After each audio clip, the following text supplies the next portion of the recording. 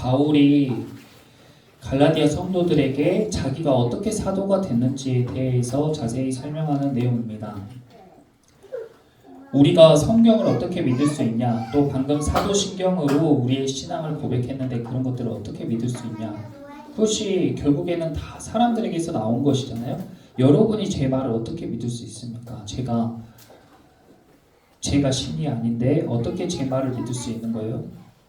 그것은 제가 이야기를 제 생각을 바탕으로 하는 것이 아니라 성경의 말씀을 바탕으로 이야기하는 것이기 때문에 여러분이 제 이야기를 믿고 예수님을 믿는 것이죠. 마찬가지로 사도 바울이 11절에 형제들아 내가 너희에게 알게 하노니 내가 전한 복음은 사람의 뜻을 따라 된 것이 아니다 라고 이야기했어요. 우리가 사도신경을 하는 것과 주기도문을 하는 것, 그리고 성경의 말씀을 하나님의 말씀으로 받는 것도 다 사람의 뜻을 따라 된 것이 아니기 때문이에요. 이 뒤에는 계시에 따라서 됐다라고도 이야기하고 있는데, 사도 바울이 원래는 예수님을 엄청 핍박하던 사람이에요. 지난 시간에 우리가 함께 나눴던 것처럼 그는 어려서부터 엘리트 교육을 받았었고, 그 당시 로마 시대 때에 엘리트 교육을 받았고, 그리고 유대인이기 때문에 유대인 교육도 철저하게 받은 사람이었습니다. 그러니까 학문으로는 정점을 찍은 사람이라고 볼 수가 있죠. 그리고 자기 그 학문에 대한 프라이드, 그리고 자기 종교와 신앙에 대한 프라이드가 너무 강했기 때문에 열심히 너무 있어가지고 그 종교 그리고 그 학문에서 벗어나는 내용들을 인정할 수가 없었던 거예요. 그래서 바울은 기독교를 엄청나게 핍박하는 사람이었습니다. 다음 한번 보여주세요. 이 사람이 바울인데요. 그림에서 보시다시피 이 그림이 조금 더 순화된 거일 수도 있고 외형적으로는 굉장히 호감형은 아니었습니다. 그런데 그가 학문이 굉장히 뛰어나고 이 글솜씨가 좋았기 때문에 사람들은 바울의 이 가르침을 따르게 되었던 것이죠. 다음 넘겨주세요.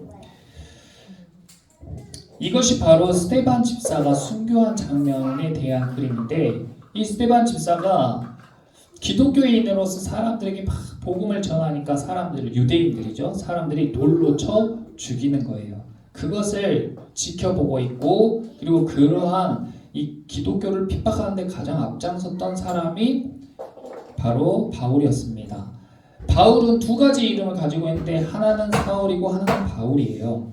여기에 사울은 그가 죽임 당함을 마땅히 여기더라. 그 스데반이 돌에 맞아 죽는 것을 너무 당연하게 여겼다는 거예요.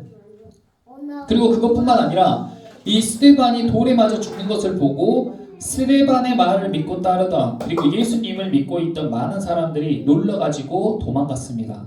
근데 그 도망간 사람들을 잡으러 간 거예요.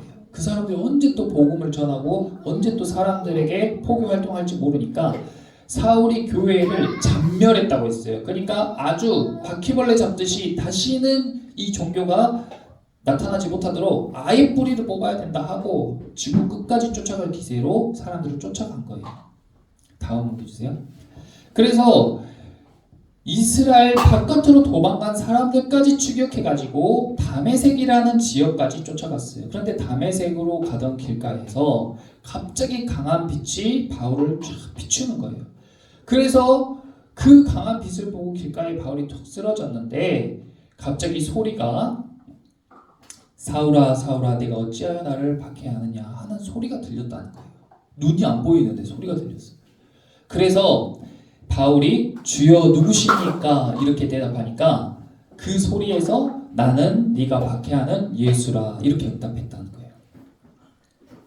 이것이 그냥 꾸며진 이야기가 아니고 실제라는 거죠. 바울이라는 사람이 실존 인물이고 그 바울이 자기가 경험한 것을 써놓은 내용이에요. 자기가 기독교 믿는 사람을 너무 싫어해가지고 다 없애버리고 싶어서 다메섹까지 쫓아가는 길에 강한 빛을 보고 땅바닥에 퍽 쓰러졌는데 갑자기 음성이 사울아 사울아 네가 어찌하여 나를 핍박하느냐 하는 음성이 들렸다는 거예요.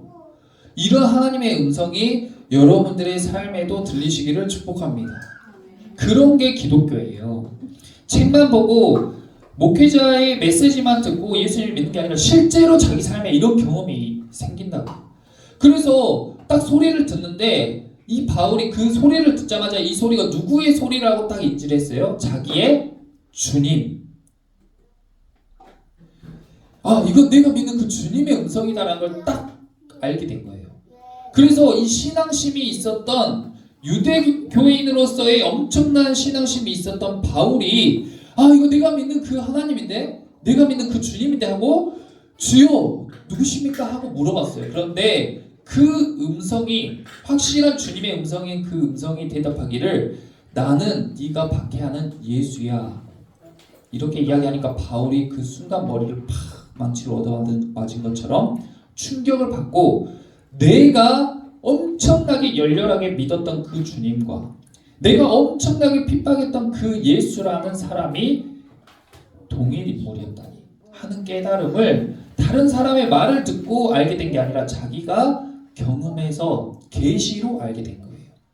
이런 것들이 쌓여서 성경이라는 책이 만들어졌고, 그것을 바탕으로 우리는 하나님을 조금씩 알아가면서 신앙생활을 하게 되는 거예요. 그러니까 바울의 이 경험만 보고도 얼마나 하나님이 살아계시고 우리가 믿는 이 신앙이 얼마나 실제인지 알 수 있는 것이죠. 다음 넘겨주세요.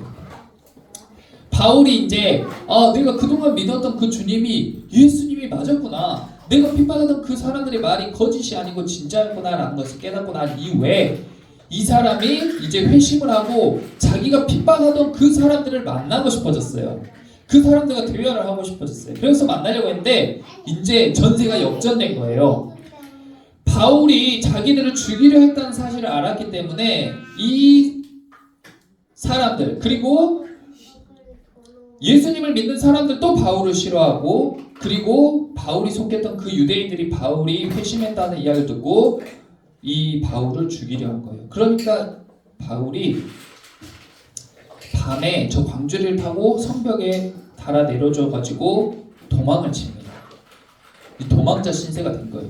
자기는 자기가 받은 그 계시가 너무 확실하기 때문에 복음을 전하고 싶었는데 지금은 자기의 말이 사람들에게 먹히지도 않고 오히려 생명의 위협을 받고 있어요. 다음으로 보세요. 그래서 바울이 어디로 갔냐면 갈라디아서 1장 15절에 예루살렘, 그러니까 기독교를 믿는 본부라고 볼 수 있는 베드로도 있고 야고보도 있고 예수님의 제자들이 모여있는 그 예루살렘 교회로 가지 아니하고 아라비아 사막으로 갔어요. 사람들을 피해서. 그래서 여기에서 약 3년간 자기가 알고 있던 지식과 신앙에 대한 것들을 다 다시 정리를 합니다. 저런 모습으로 사막에서 다 정리를 해요. 그렇게 해가지고 나온 결론이 바로 믿음으로 구원을 받는다. 다음 보세요.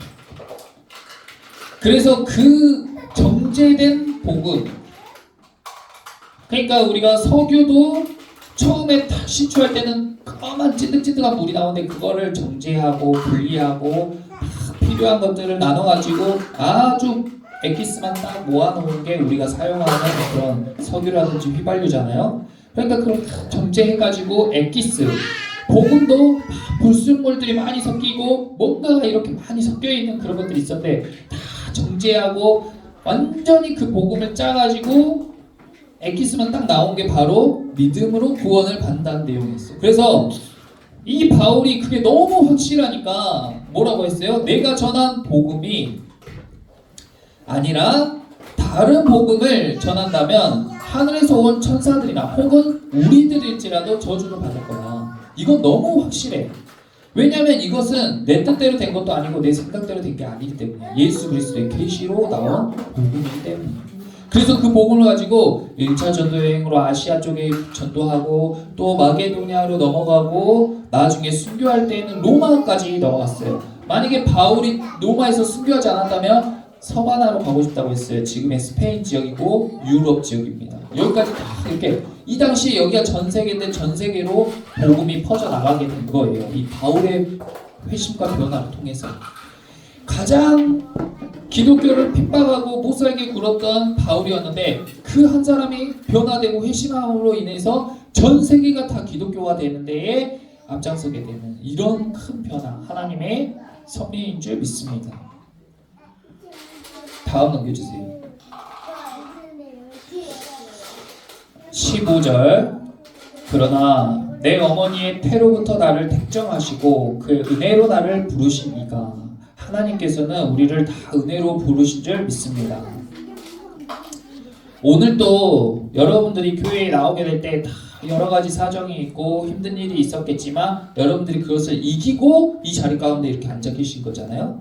그런데 나의 열심 이전에 하나님의 은혜가 우리 삶 가운데 있었다는 사실을 기억하시기를 축복합니다. 네. 우리가 이렇게 힘을 낼 수 있게 또 예배에 참석할 수 있게 도우시는 보이지 않는 손길, 그 은혜가 우리 가운데 있었기 때문에 이렇게 왔다는 거예요. 우리가 지금 이 처음 사랑 교회에서 함께 예배하고 예수님을 믿게 된 계기가 나의 학문이나 나의 경험이나 나의 결심으로 인한 것 이전에 어머니의 태에 있을 때부터 하나님께서 우리를 택정하셨다고.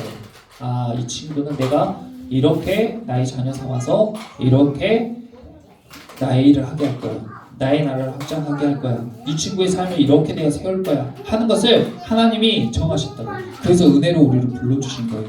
사도 바울은 16절에 하나님께서 그가 어머니의 태에 있을 때부터 이미 이방의 복음을 전하기 위해서 그를 딱 정하셨어요. 바울, 나는 너를 이방의 복음 전하는 사람으로 사용할 거야 하고 딱 정해 놓으셨어요. 바울에게 이야기 안 했지만 이미 정했단 말이에요. 그래서 어려서부터 모든 그리스와 로마의 학문을 배우게 하고 또 성경을 어려서부터 아주 착실하게 배우게 하고 법교육까지 다 받을 수 있게 하나님께서 그를 삶을 인도하셨다는 거죠. 그래서 그가 그런 지식들이 축적되고 또 비극같이 보이긴 하지만 기독교를 핍박하는 그런 경험으로 말미암아 극적으로 그가 변화돼서 결국에는 그의 회심이 24절에 나로 말미암아 하나님께 영광을 돌리니라 했어요. 하나님께서 우리를 이곳 가운데서 부르신 이유는 우리가 종교심이 많거나 아니면 내가 삶 가운데 조금 착하게 살거나 아니면 내가 다른 사람보다 조금 나은 사람이라서 그런 것이 아니고 아니면 내가 이 교회에 와서 엄청나게 봉사를 열심히 할 사람이거나 아니면 엄청나게 하나님께 헌물을 많이 드릴 사람이라서 우리를 부르신 게 아니고 오직 하나님께서는 우리를 은혜로 하나님의 그냥 뜻대로 부르신 줄 믿습니다. 그러니까 우리가 연애하고 정말로 서로 사랑하는 사이끼리 이렇게 있을 때에 넌 내가 왜 좋아하면은 난 그냥 네가 좋아 이렇게 이야기하는 것처럼 또 내가 낳은 자녀를 당신은 왜 당신의 자녀를 사랑하십니까? 뭐 더 편한 말로 너는 왜 너네 애가 예뻐? 하면은 그냥 예쁜 거잖아요. 내 자식이니까 예쁜 거잖아요. 그것처럼 하나님이 우리를 부르신 것도 다른 이유가 없다는 거예요. 하나님이 우리를 사랑하시는 이유도 다른 이유가 없다는 거예요. 하나님의 뜻 가운데에서 우리에게 은혜를 베푸시고 우리를 사랑하셨습니다. 신명기 7장 7절에 하나님께서 그래서 이스라엘 백성들이 똑똑하거나 종교심이 특출나거나 아니면 그들을 하나님의 백성으로 불렀을 때 하나님이 엄청난 이득이 있기 때문에 그를 부른 게 아니고 오히려 모든 민족 중에 가장 작고 약한데 그냥 그들이 사랑스러워서 그들을 내 자녀로 품어주고 싶으셔서 불렀다는 거예요. 아무 이유가 없다는 거예요. 그래서 바울이 이 경험을 딱 한 이후에 자기 가족들과도 의논하지 않고 사도들 만나려고 예루살렘으로 가지도 않고 17절에 아라비아 사막으로 가서 누구를 만난 거예요? 예수님을 만난 거예요. 3년간 예수님과 깊은 교제의 시간을 가진 거예요. 그리고 다시 다메섹으로 돌아갔어요. 거기에 안디옥 교회가 있었어요. 그리고 18절에 그 후 3년 만에 내가 그러니까 아라비아에 3년 있었죠. 게바를 방문하려고 예루살렘에 올라가서 그와 함께 15일 머문 동안 주의 형제 야고보 외의 다른 사도들은 보지 못하였노라. 보라 내가 너희에게 쓰는 것은 하나님 앞에서 거짓말이 아니로라. 이게 자기가 진짜 있었던 일을 지금 다 썼다는 거예요. 그 후에 내가 수리아와 길리기아 지방에 이르렀으나 그리스도 안에 있는 유대 교회들이 나를 얼굴로는 알지 못하고 다만 우리를 박해하던 자가 전에 멸하려던 그 믿음을 지금 전한다함을 듣고 나로 말미암아 하나님께 영광을 돌리니라. 아멘. 다음 넘겨주세요. 하나님께서 나를 은혜로 부르신다. 로마서 10장 2절에 3절 보면 바울이요 이런 고백을 하기 이전에 엄청 똑똑하고 사회적으로 지위도 있고 집안도 아주 빵빵한 사람이에요. 그러니까 자기 확신이 너무 강했던 거야. 내가 배운 게 맞고 내 부모로부터 들은 것이 맞고 내 가문에 흘러온 이 전통이 너무 맞아. 그래서 사람들을 돌로 쳐 죽이는 것까지 할 수 있었어요.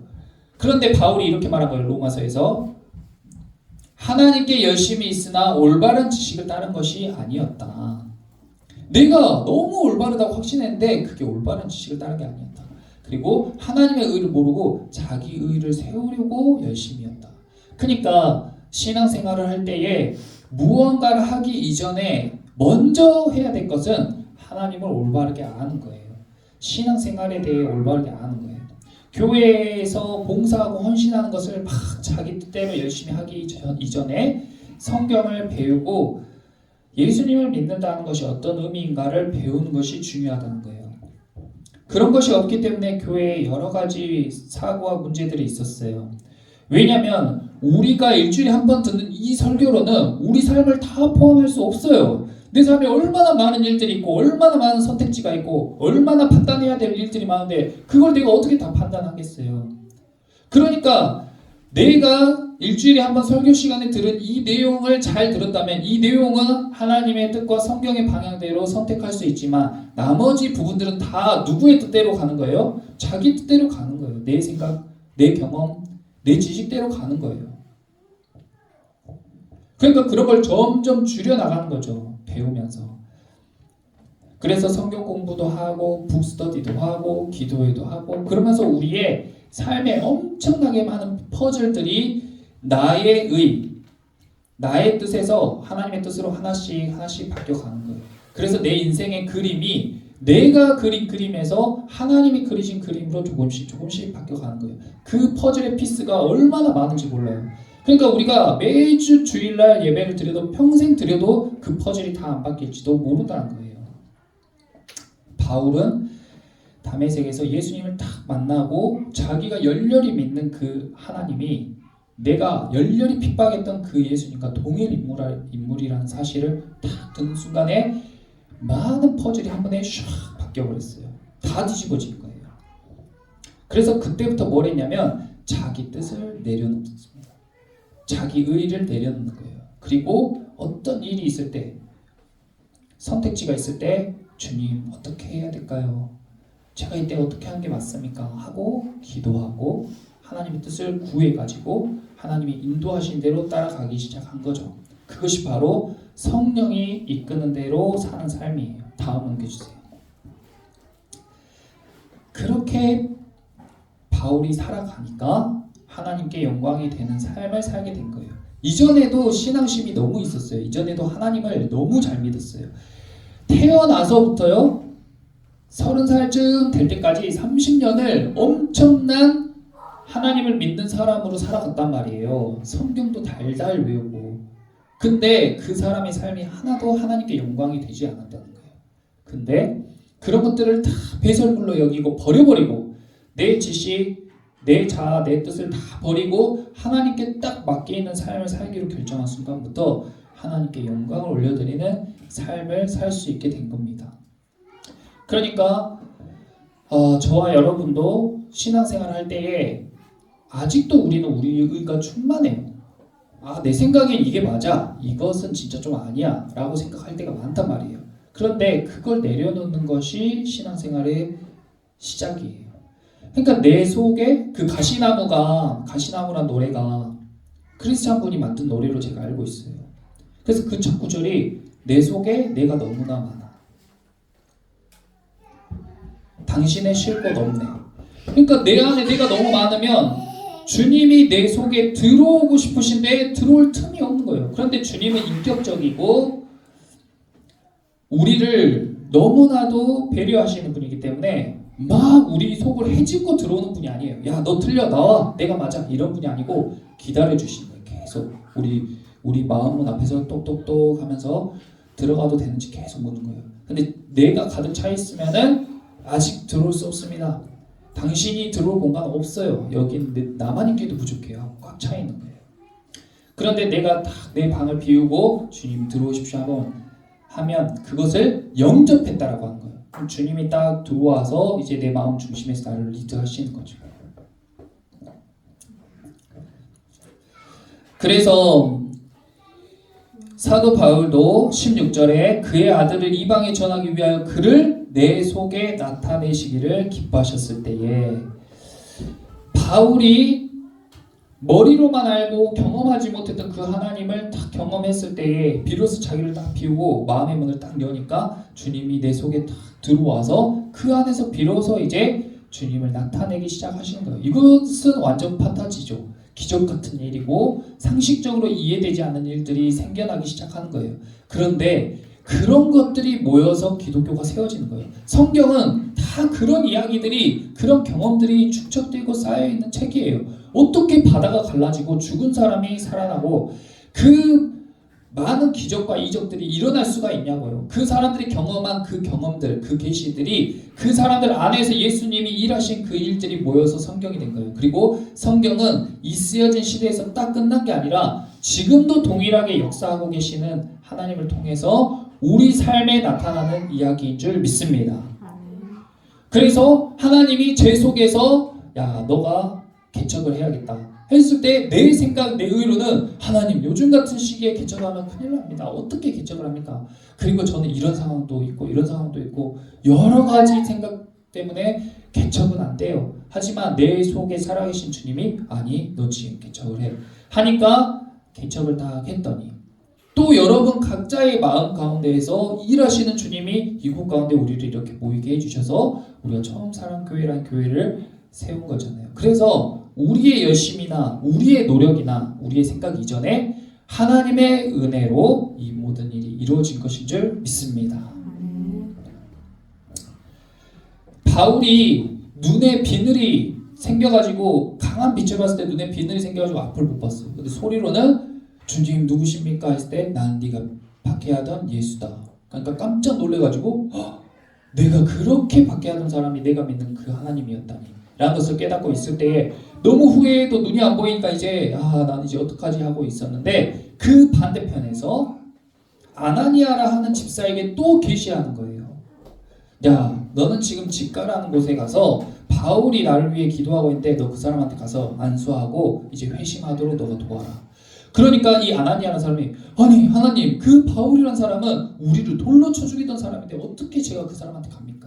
아니 내가 이미 만나줬으니까 너가 지금 가면 돼 하고, 바울에게 역사하시는 하나님과 아나니아에게 역사하신 하나님이 딱 그 역사가 만났을 때에 이 두 사람의 강한 믿음의 회심 사건이 일어나게 되는 거예요.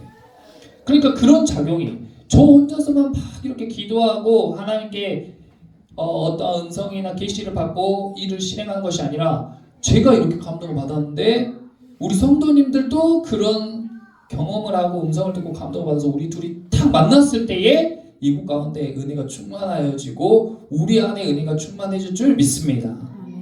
그러니까 제가 신앙생활을 하면서 또 처음 사는 교회에서 이렇게 여러분들 만나서 목회하면서 그런 경험을 하게 될 때 너무 감사하고, 전에 우리 11조에 대해서 설교한 때에도 우리 한 성도가 저를 걱정해 줄 만큼 그런 상황이었는데, 우리가 그날 예배에 대해서 나누었을 때에 각 사람이 경험한 그런 간증들, 그리고 그런 것들이 모아져서 큰 시너지가 생긴 것을 우리가 보았잖아요. 그런 하나님의 역사가 계속 나타나는 거예요. 근데 그것이 절정이 아니고 이제 시작이고, 우리가 하나님께 내어드리면 내어드릴수록, 맡겨드리면 맡겨드릴수록 더 큰 일, 더 큰 은혜를 우리 삶 가운데 나타내실 줄 믿습니다.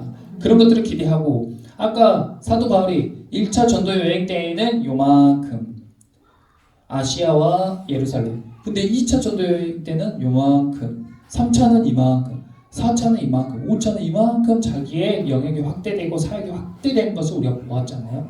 우리의 삶 가운데서도 과연 내가 하나님이 쓰실 큰 인물, 하나님이 쓰실 위대한 삶을 살 수 있을까 고민이 되겠지만, 내 역량, 내 생각으로는 그게 답이 안 나오죠. 근데 하나님이 하시면 됩니다. 그래서 나를 변화시킨 기독교는 변화돼야 되는 거예요.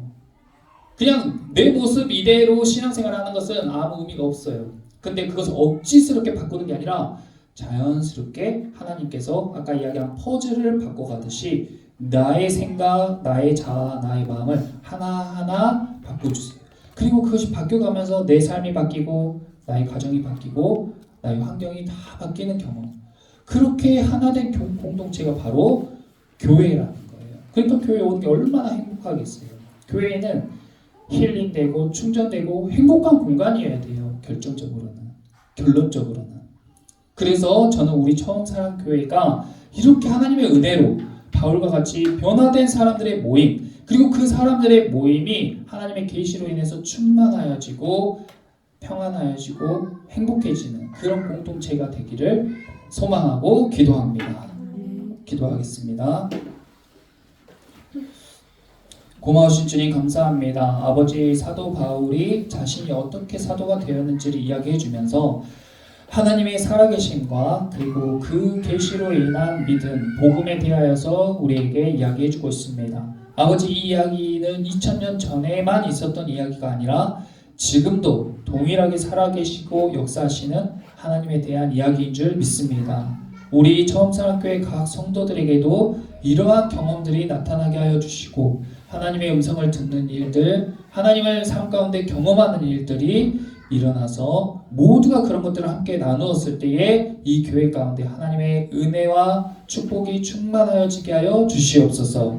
그런 것들을 기대하며 신앙생활을 하기를 원합니다. 늘 우리 삶 가운데 좋은 모습으로 우리를 변화시키시기를 원하시는 주님께 우리가 내어드리고 맡겨드릴 수 있는 우리 모두가 될 수 있도록 역사하여 주시옵소서. 감사드리며 거룩하신 예수님의 이름으로 기도드립니다.